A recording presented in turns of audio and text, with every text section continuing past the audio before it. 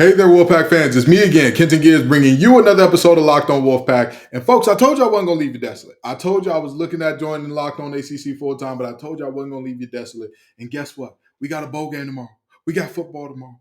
I have got to bring you a preview of the game, some Kenton's keys, some what do we think is going to happen, all of those types of things before this game goes off. We will see a senior class that has elevated this program, that has, had expectations higher than we've ever seen in Raleigh before. And that honestly, I'm very grateful for. So it's too much for me to talk about. And we've got a very special guest on that may be a guest a lot more going forward. You know what I mean? Who knows? We'll talk about all that and more. We've got some Kenton's keys for you as well. So stick around for all that and more on today's episode of Locked On Wolfpack.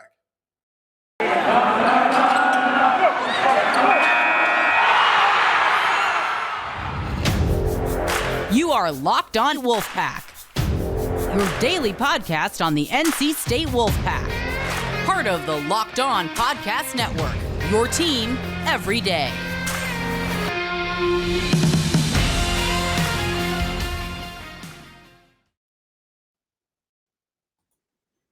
So, folks, the guest that I was referring to, the main man of the hour, the person that I brought on today, a very enthusiastic NC State fan, somebody who was highly recommended to me, my main man, Grayson Boone. How you doing, Grayson? What's up, Kenton? What's up, Wolfpack Nation? Super excited to be on here, Kenton. I can't thank you enough for the opportunity. If there's one thing I love, it's talking about sports. It's two things I love, it's talking about Wolfpack sports. So super happy to be here, super happy to break down this bowl game tomorrow. Well, you know our rule, man. Or actually, you may not know our rule, so let me let you in on it. We don't do no fluff pieces. We don't do no hit pieces. We tell it like it is around here, all right? So are you willing to do that with me today, Grayson? That's my kind of show. That's how I am. I'll give it to you straight. All right, well, let's get into it. We got the bowl game, the Duke's Mayo Bowl, up against Maryland tomorrow. And this game, to me, is very similar to last year's game for a lot of reasons. Or for last year's bowl game for a lot of reasons, despite the fact that one didn't get played. Obviously, we're hoping for a different outcome in this one. We're hoping that people show up. So. No funny business. Exactly. No funny business. At this point, I don't think anybody is taking COVID too serious anymore. So we're all right on that front. But with that being said, this is a Maryland team that I think pretty much met expectations for what they were supposed to be. I think, a middle of the road Big Ten East team where you knew if you're in the Big Ten East and your name isn't Penn State, Ohio State, or Michigan, you knew what it was coming in. Like you didn't expect to come in and be one of the two best teams in that division. So with that being said, I think we can talk about what this team is, what they're missing, all that good stuff, and kind of go from there. So let's start with offensively. I believe, having Tua's little brother is not the worst thing in the world, and he's been playing some decent ball for them. However, their top four receivers, if I'm correct, and Grayson told me this in pre-production. This is why Grayson may be a recurring guest going forward here. Their top four receivers all either opted out or not playing due to injury or transferring. And so I think that's something that, the Pack has got to be rejoicing about, because at the end of the day, stopping the run is what we do best. And then when you have that many guys leaving out of the receiving room, out of the tight end room, that's a recipe for success for NC State. That's right. I was looking over a couple numbers earlier today. So it's the top three wide receivers and their top tight end. The top three receivers are going to the draft. Tight end just actually committed to Alabama. I think it was either yesterday, it might have been earlier today. But those four together accounted for about half of Tagovailoa's passing yards, about half the receiving touchdowns as well. So that's a huge gaping hole that they're leaving behind in their pass game. And because of that, they're going to have to rely on the run game. Now, the run game is actually not too bad for Maryland. They're starting running back. I believe his last name is Hamby. Is that correct? Roman Hemby. Yeah. Roman Hemby. That's right. I did see he picked up a couple of freshman All-American nominations. So he is no slouch. He can run the rock. I know the running back number 2, his last name is Littleton. He actually, the tape I've seen, he reminds me a lot of a Reggie Gillespie type running back, more power. He's going to bruise you near the goal line type of thing. So they can run the ball, but like you just said, Kenton, I think that's going to play into our strengths is that run defense. And you know what? The biggest thing that I look at there is Tagovailoa is a decent quarterback. I don't think he's a bad quarterback for a Power Five at all. I wouldn't say he's bad, but I wouldn't say that he's like, world beating, like, oh man, that's the type of quarterback that keeps you up at night. But losing that many weapons all at once is like, that's tough. That's a tough pill to swallow. And when you're talking about trying to win a football game, especially in terms of I'll tell you this, it's better for them that it's a bowl game so that, there's a good amount of time to prepare and get the others ready. But even still, like that's just such a tall order. That's not something that you look at every day and say, hey, I'm expecting this to go well. I'm expecting everything to be all right here, even though we lost this many guys on offense. Now, defensively, they do have many, many less opt-outs and injuries and all those problems going on there. But with that being said, I still don't think that that defense is one that necessarily scares me to death. You know what I mean? Like that's not a defense that I'm looking at and I'm like, oh man, like they're just a disgusting group. Don't get me wrong. When you got playmakers at every level, like Amy Fanua at the nose guard position and Jay Sean Barham at the linebacker position. Now, Fanua is a definite, he's like what Josh Harris was for us, just a little more slender, a little more agile, and he plays 2-3 downs on a regular basis. Jay Sean Barham is a sideline to sideline linebacker, but also a big time thumper in the box. And Deontay Banks is a DB that can take it away from you at a moment's notice. I don't know how to pronounce this last name. I believe Bo Brady is another DB that's very good in coverage, very good at tricking quarterbacks when he's in zone. But I'm more so worried about what the play calling will look like with three guys sharing the play calling than anything else in terms of, what we can do on offense and what Maryland's defense will look like. Yeah, I mean, a lot of this bowl game pretty much encapsulates a lot of what we saw this year, in that our offense, we're going to have to show up. We're not going to be able to bully them on defense and probably come out with a win. We're going to have to move the ball. We're going to have to get the ball to Thayer Thomas, something you and I have talked about. Haven't seen much of Thayer Thomas here late in the season, unfortunately. But yeah, we're going to have to push the ball downfield.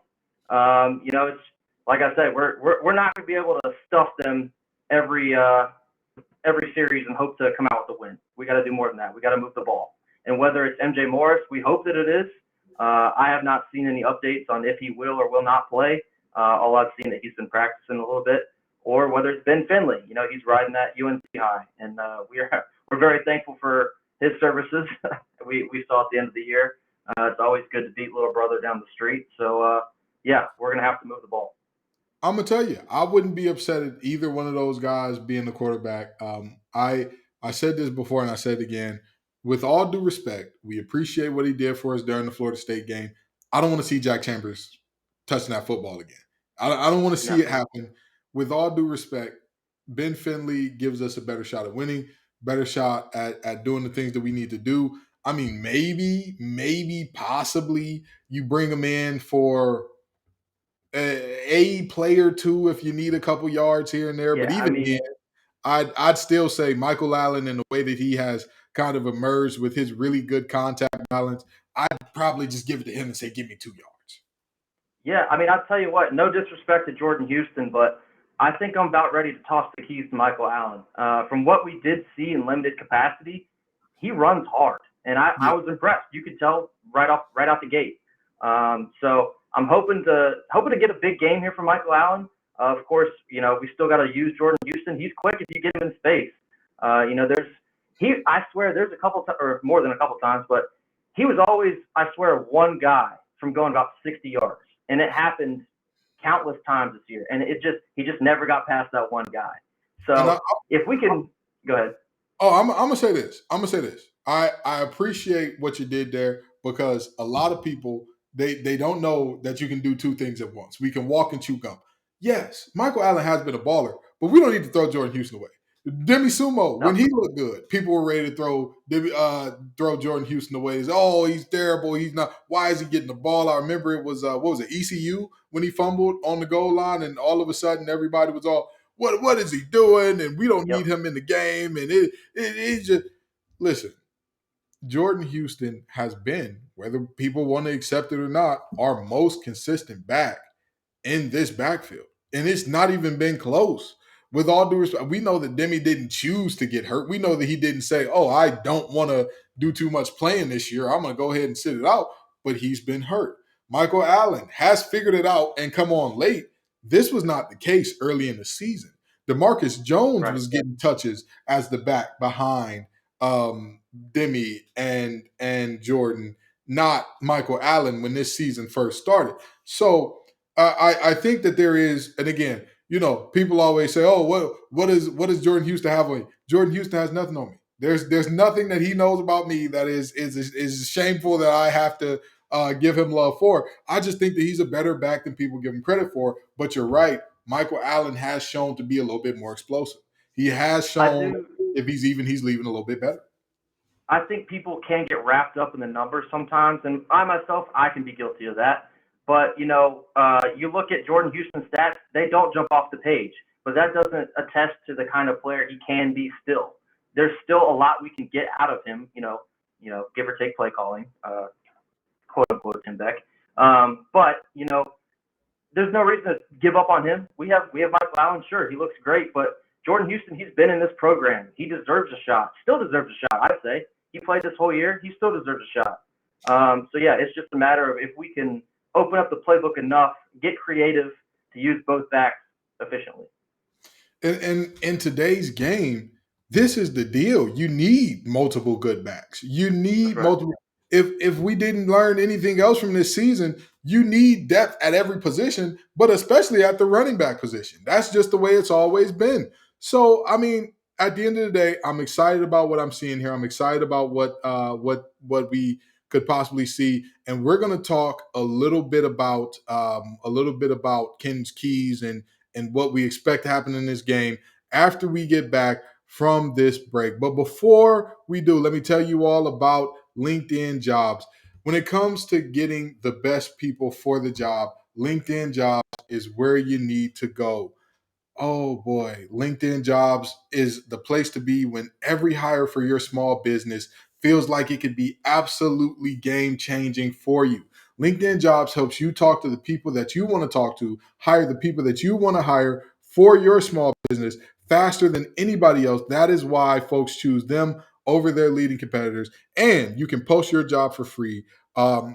Terms and conditions do apply. So let's talk for a minute about Ken's keys here because we know how this game goes. I'm always going to tell you the things that the Wolfpack need to do to come away with a win. And today in particular, there are some things that I think are pretty clear and obvious giveaways in terms of if the Wolfpack do this, they will for sure be victorious because I mean Vegas has us as underdogs here. I don't know if you know this, but Vegas does not like NC State in this game. And hey, they got reason to not like us. I understand. You know what I mean?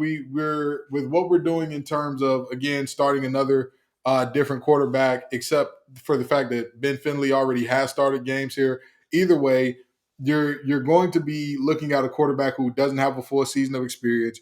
You're going to be looking at an offensive line that at times has looked very disheveled without Grant Gibson. You're going to be looking at a receiving core that is going to be without Devin Carter. And that Devin Carter situation is just a mess that we can talk about another day. But that plus seeing a lot of older guys who be their last game, good stuff. There's a lot to be said here in terms of what this team needs to do to win because I don't think this will be an easy stretch of the imagination. So let's get into Ken's keys. Y'all know how we do it. 3 offensive, 3 defensive special teams. So let's start with the offense. The first key to this game is get Thayer Thomas the ball. At the end of the day, I feel like if he doesn't have at least 7 targets or touches, we have failed as an offense. I tell people all the time that was my biggest gripe with Tim Beck over this last season. The fact that you are not force feeding one of the best players on the team the ball. If you look through the record books for NC State receiving, you find me a stat that Thayer Thomas is not at or near the top of. Feel free, go for it, try it. It's not going to go too well for you. He needs the ball in his hand. I don't care if there's one guy calling the plays, three guys calling the plays, or if it's like fan control football league where everybody in the stands gets to call the play. I need to see Thayer Thomas with the ball. What say you, Grayson? Absolutely. I mean, like I just mentioned a little bit ago, he's got to touch the ball. He just has to. If he's your guy, and he's been the guy here for a little bit, coming in as a walk-on, nobody expected him to be here. But look at this guy. Like you said, you check the record books, he's there. He's a Wolfpack legend, flat out. You check the tape, he's got the tape. He's probably going to play on Sunday. Eventually, maybe not right away, but he's got the work ethic. He's shown it. He was a walk-on, and now he's nationally recognized now. You got to get him the ball. You got to let your best players cook. That's flat out. It is as simple as that, essentially. I'm gonna say this. Aleem McNeil got drafted by the Lions, and he's doing pretty well up there. You know what I mean? I'm not saying that's your team, isn't it? Go to my Lions too. I'm not saying he got to go to my Lions too, but that's right. I mean, I ain't mad at it. Yeah, I wouldn't be upset. Hey, the Lions could use some Thayer Thomas.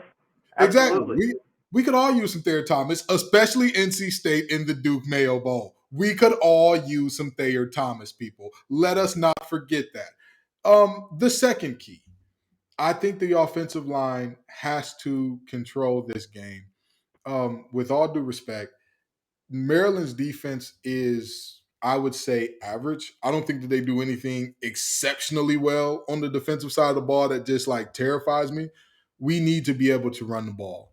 At the end of the day, if we are to give whoever is the starting quarterback a chance, we have to run the football. If you can't run the ball on this type of team, you're going to run into the very simple problem of, okay, so you're going to rely on a quarterback who was playing with the scout team a couple of weeks ago to go out there and beat that team without one of the best receivers on the team there.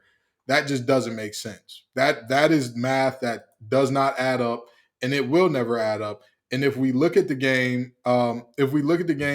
against the boys in Baby Blue, I was actually surprised with the fact that we won the game despite how poorly we ran the ball. I mean, it was, when you look at 20 carries for 59 yards 20 carries for 83 yards between Houston and Allen. Don't get me wrong, that wasn't the worst rushing performance I've ever seen, but I want to give our quarterback more support than that because, again, whoever we have starting at quarterback is not going to be a world beater, an all ACC, an all American type guy, so we need to give him some help.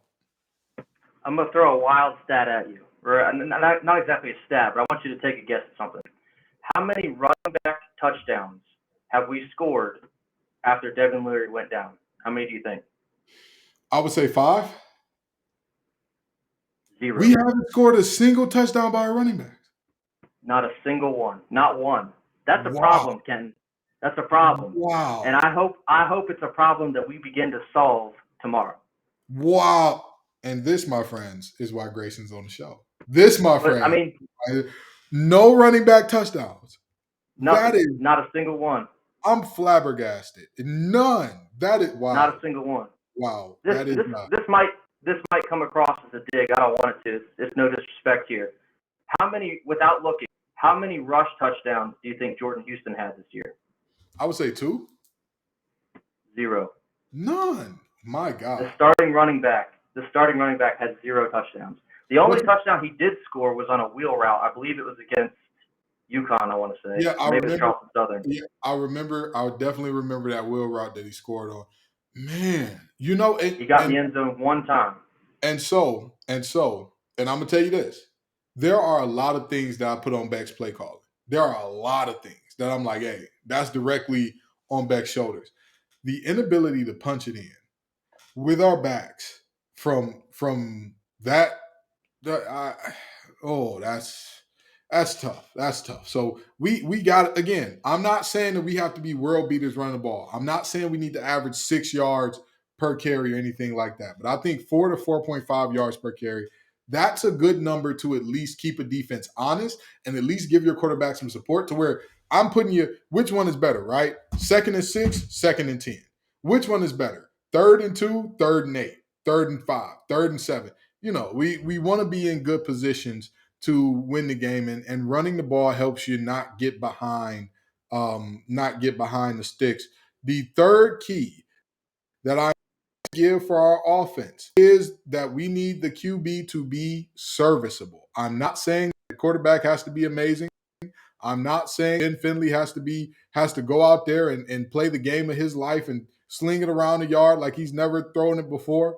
But what I am saying is this team needs to have quarterback play that's at least like, hey, you aren't a net negative for us.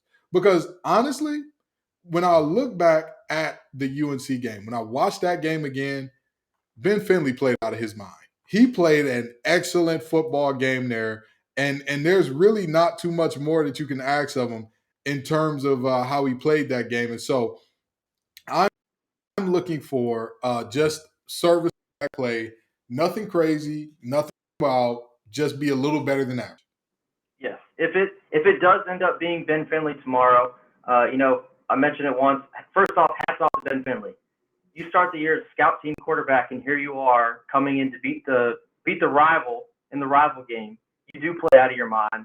Outstanding. And now, if you find yourself playing in the bowl game, here you go. Here's another opportunity for you. So, this last key, I think it does actually connect to the other two, and I think it connects to the defense. If we can get pretty decent quarterback play out of Ben Finley, that's going to help the defense. If we can get pretty decent offensive line play, that's going to help the defense.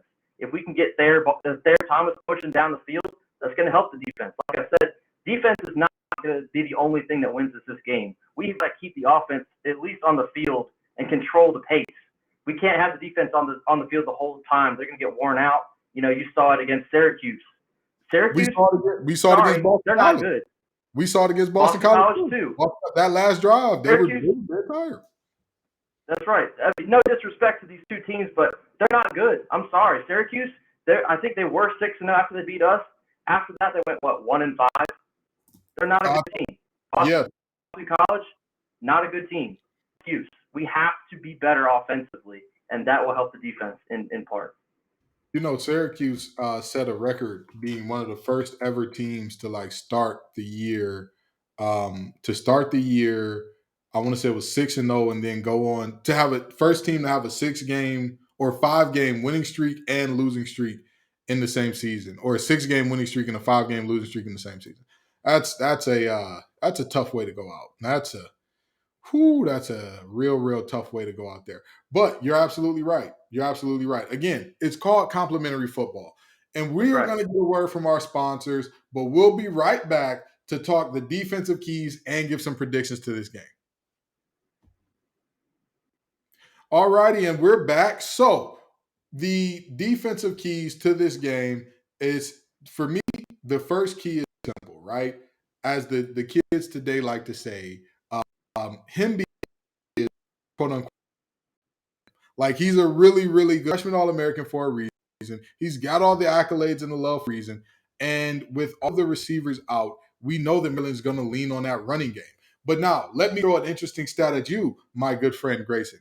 When Hemby rushes for over 100 yards or 2 or more touchdowns, Maryland is undefeated, 5-0. So really, every single game that he's gotten over 100 yards or scored more than 2 touchdowns, they're 5-0. They're 2-5 when he doesn't do that. They're 2-5. They've only beaten one power. Sounds like a ball game right there. They've only beaten one Power 5 team when he doesn't do that, and that was Michigan State directly after that whole tunnel incident where players are going to jail, all that good stuff. But the reality is, like you said, that's the ball game. The other back that they have, hey, I'm not knocking him, not saying he's a terrible back, there's nothing he can do, but he's not Hemby, and he doesn't move this team in the same way. If you watch Maryland football this year, you could see that team gets some juice when Hemby breaks off a big run. When he gets to doing what he does, that team gets some juice behind him. So with that in mind, you cannot have a situation where you let him get going early because you're going in for a long game. But with that being said, we've allowed the 12th least yards per game, rushing yards per game in the country. Now that's of 131 teams now.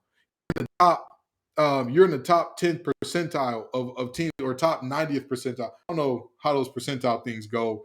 I just remember from the ACT because they were like, "Oh, you're in the X percentile." That's not sort of enough time. Long story short, you're looking at a situation where their strength is what we're great at stopping.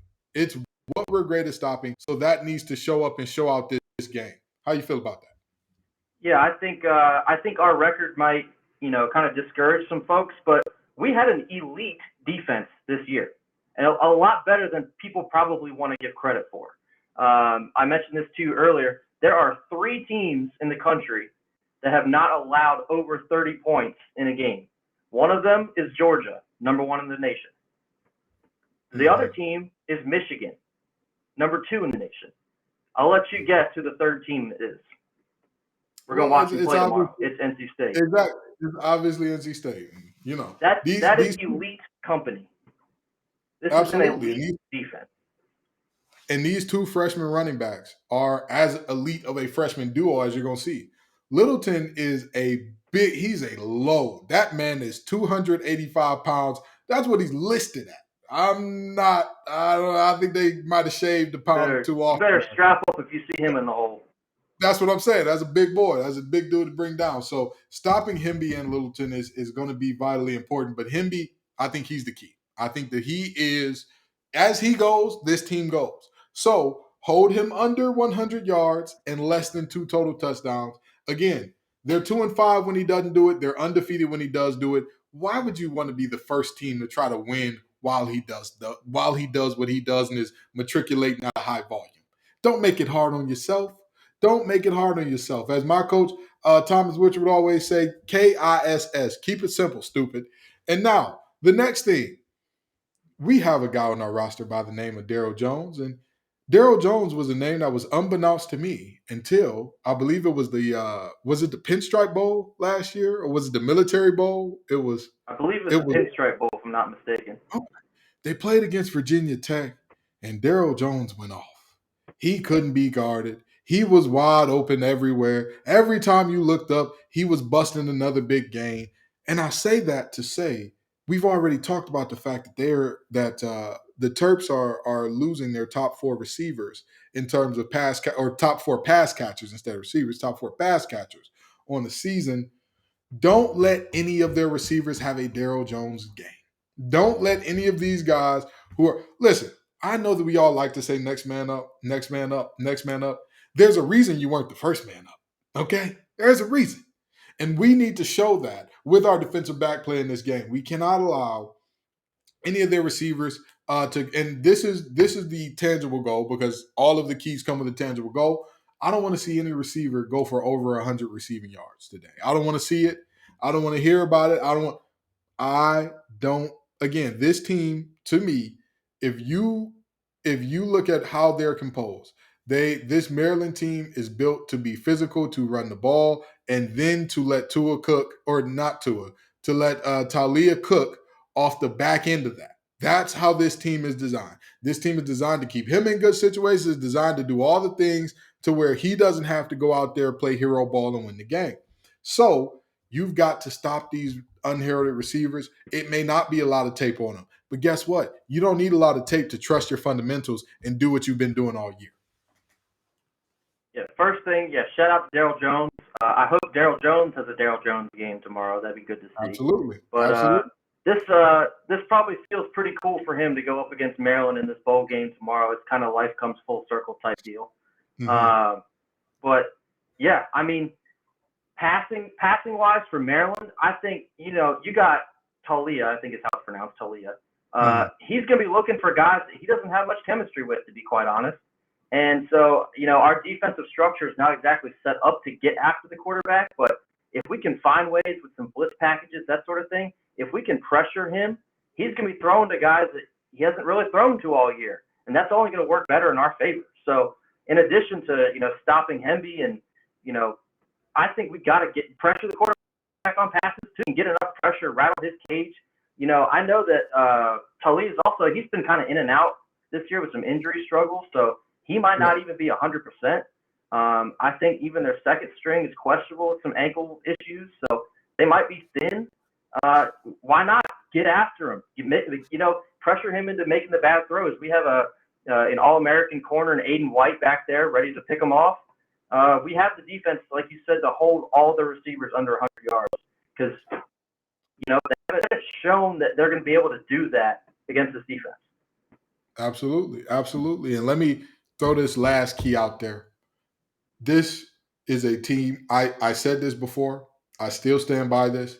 This is a playoff defense. So my last key for this defense, be who you are. And yes, I've had that as a key before, but I don't care. Damn it, when you're this good, sometimes you don't need to overcomplicate it. Be who you are defensively. Now, let me let you in on one more thing, and this is the last fun fact stat I'm going to give you for the day. I said that this bowl game resembled the last one in a lot of ways. UCLA and Maryland both have this in common. Last year's UCLA team and this Maryland team both have this in common. Neither team beat or has beaten so far a Power 5 team with a winning record. Neither has beaten a single Power 5 team with a winning record. UCLA didn't beat any team with a winning record. This Maryland team has beaten two Group of 5 teams that have winning records technically because they're 7-5. I am telling you, this is a situation where these guys need to go out, establish the pace early, and say, hey, you're going to find it really hard to get yards on us because we're better than you. Athlete for athlete, we have Drake Thomas. You all don't. We have Peyton Wilson. You all don't. We have Corey Durden is playing, right? I believe he's playing. I didn't. Did he? I'd have to double check that one. I can't remember for sure. Okay. Either way, even if we don't have Durden, we have Davin Van. You all don't. You all don't have those. You just don't have. We have an Aiden White back there. You all don't have the receiver equivalent of that. So we're going to go out and do what we do. I think that the number for this defense to hold them to win this game is 17. Part of me wants to drop it down to 14, but I'm like, 14 is too aggressive. A team could get lucky, hit one play against a big blitz, and boom, you've got 7 right there. I think if we allow 17 or less, because we're allowing 19 on the season, and I think that for the offenses we've seen, this is a below average offense. So I would say allow 17 or less as this final key. Yeah, I would agree. So I guess we might get into score predictions, but 17 is the number I had in mind as well. If you can hold them to 17, I feel like we'll be able to conjure up enough offense where we can overcome that. And hopefully we get some defensive turnovers as well. Something I looked into earlier, our turnover margin this year is +6. That's pretty solid. Maryland is +1. So they had a decent year defensively, but not as strong as us. So if our defense can show up, we have these seniors. This is their last ride. Some of them. You got Isaiah Moore. You got Drake going to the draft. Peyton Wilson, we've not heard yet, so we'll hold our breath there. But you have Tanner Ingle. He's on his way out to the draft. You got Tyler Baker-Williams. He announced yesterday. I believe he's playing. I haven't heard otherwise, but I know he's going to the draft. These are some big-time players that have come through NC State. This is their last game. They're going to show up. So, or at least you hope so. But yeah, we have the defense to get this done, no doubt. Absolutely. Well, speaking of the score predictions, what you got? What's your prediction for this game, Grayson?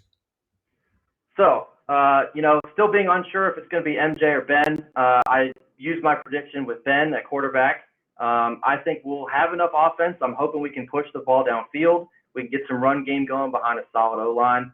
I think we're going to hold them to exactly 17 points. I think we come out with 24. I have 24-17 Wolfpack, and I got Dave Dorn getting a bucket full of mayo on his head. We're close. We're close. I got 21-17. I think that we get. I wanted to say 23, but I think that I don't know. There's just something in me that's saying I'm not sure that we will get in field goal position 3 times and score 2 touchdowns on top of that. That means that you sustained 5 very solid drives.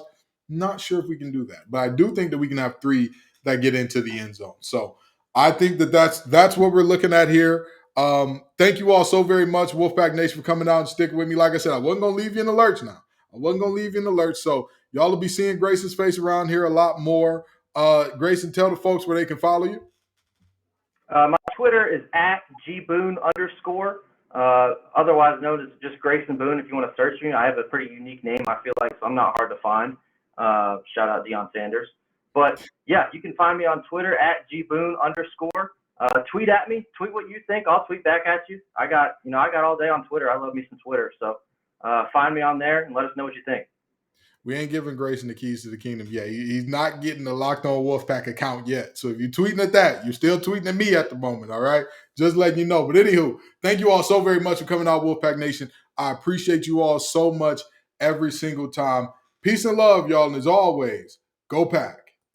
Go Pack.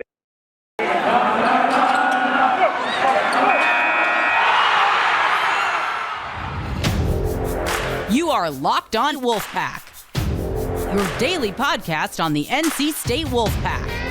Part of the Locked On Podcast Network, your team every day.